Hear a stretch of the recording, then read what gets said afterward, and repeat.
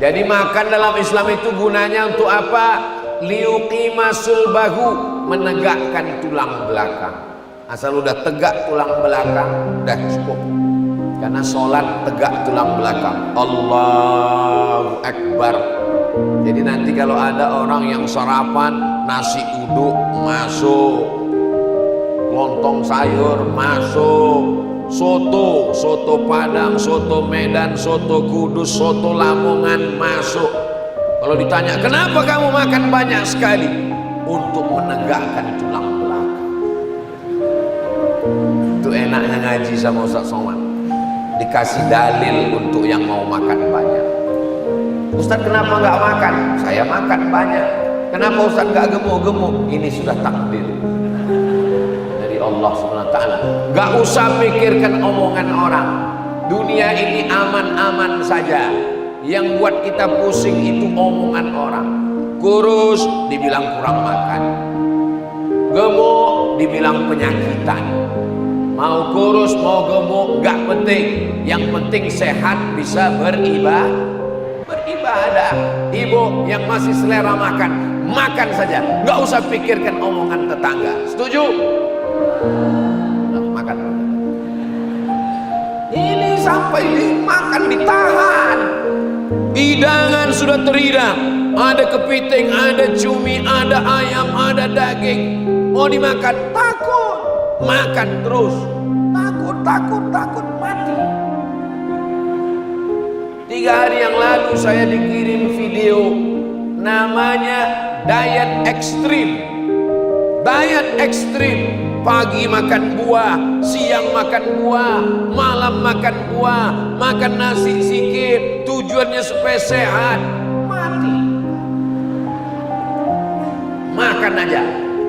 Ada zaman dulu sahabat Nabi gak mau makan. Asumu wala uftir. Saya gak makan, puasa terus setiap hari. Nabi marah. Apa kata Nabi?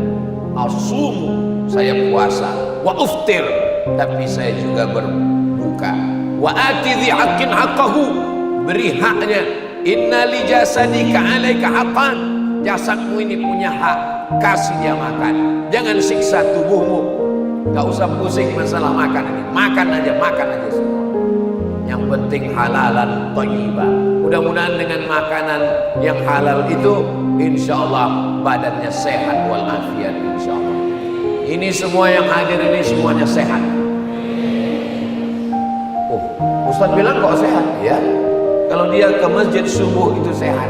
Justru yang sampai sekarang belum bangun itu yang sakit semua. Enggak Pak Ustaz, badannya sehat. Di dalam tubuh yang sehat terdapat otak yang jahat. Kenapa? Allah saja dia khianati, apalagi kamu. Maka carilah calon suami yang sholat. Ini yang gadis-gadis yang belum nikah, kalau kalian mau melihat mana calon suamimu, inilah orangnya. Yang senyum yang belum nikah aja. Anak udah 3 senyum. Yang senyum itu sebenarnya ikut bahagia dengan kebahagiaan anak-anak muda. Luar biasa nih, banyak sekali anak-anak muda yang datang subuh ini. Kalau anak-anak muda sudah sholat subuh, insya Allah tidak lama lagi Palestina akan merdeka. Dari bunyi takbirnya ini masih takbir orang-orang yang luar biasa. Allahu Akbar. Takbir orang lapar begini. Yang membuat Indonesia ini merdeka tanggal 17 Agustus 1945 bertepatan dengan hari Jumat 9 Ramadan. Itu yang berteriak 17 Agustus itu orang lapar atau orang kenyang? Orang lapar yang bisa berteriak menyerang Belanda. Serbu Belanda, takbir. Itu orang lapar. Orang kenyang mana bisa takbir?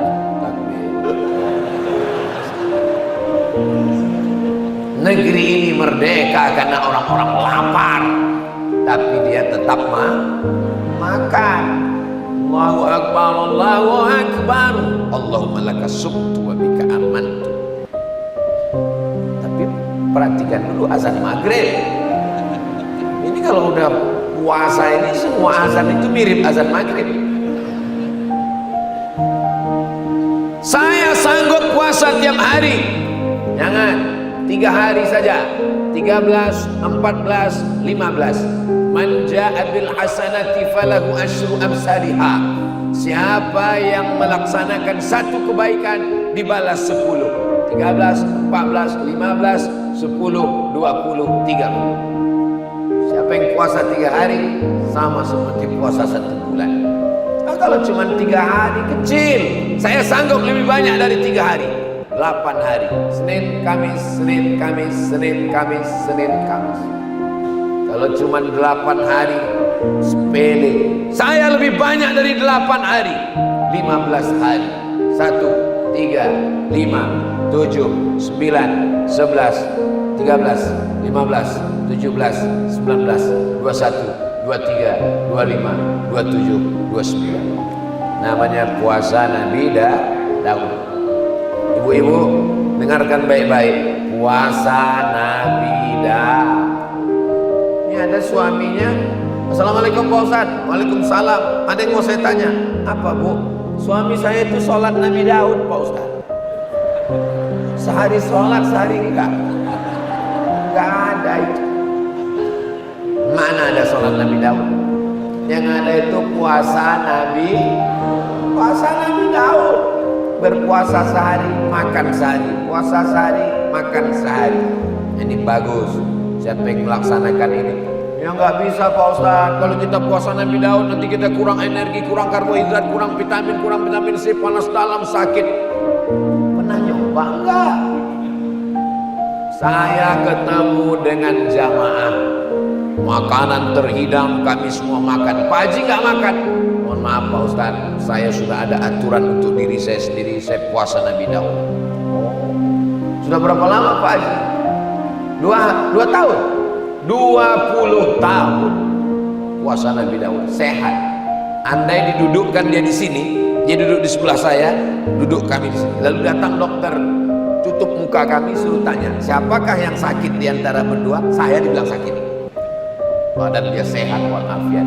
Itu menunjukkan puasa Nabi Daud sehat. Kenapa puasa Daud?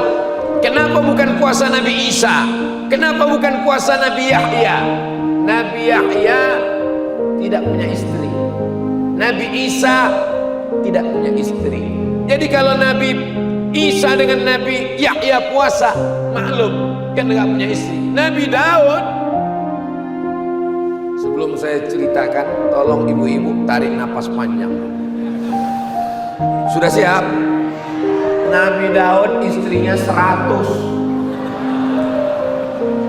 Jadi kalau bapak minta 2, itu belum ada apa-apanya.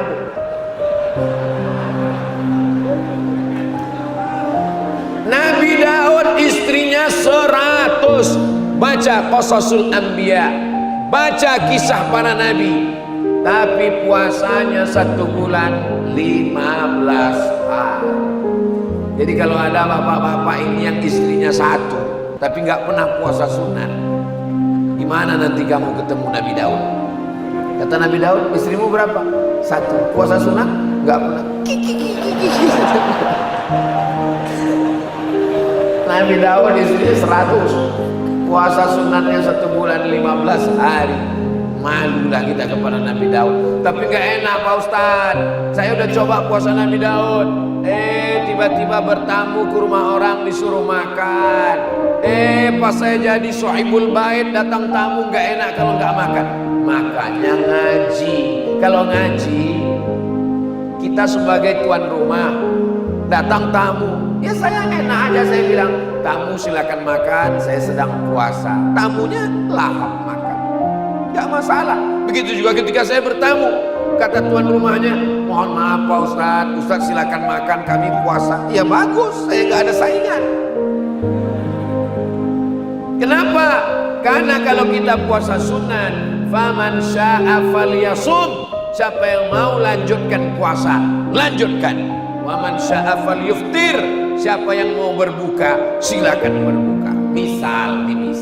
Misal saya hari ini puasa sunat, Habis ini diajak sarapan.